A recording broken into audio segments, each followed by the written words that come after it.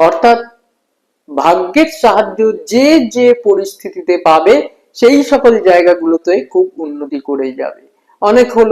অনেকের আছে যে এডুকেশন জীবনে খুব ভালো ভাগ্যের সাহায্য পেল, খুব ভালো মার্কস নিয়ে খুব ভালো রেজাল্ট করে প্রত্যেকটা ক্লাস, কিন্তু কর্মজীবনে গিয়ে সেই সাকসেসটা হয়তো পেল না, এরকম অনেক দেখা যায়।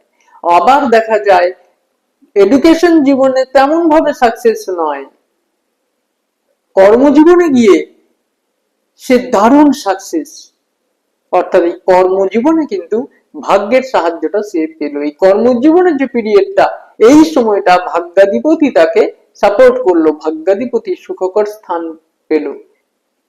ভাগ্যাধিপতি সেই সময় গোচরে, দশায়, অন্তর্দশায়, প্রত্যন্তর দশায় ভাগ্যাধিপতির বিশেষ সাপোর্ট পেয়ে গেল। অর্থাৎ কন্যা লগ্নের ভাগ্যস্থান হচ্ছে বৃষ রাশি।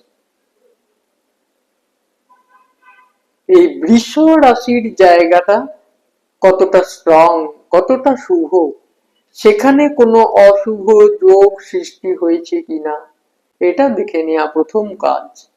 জীবনের শুরুতেই এটা দেখে নেওয়া দরকার।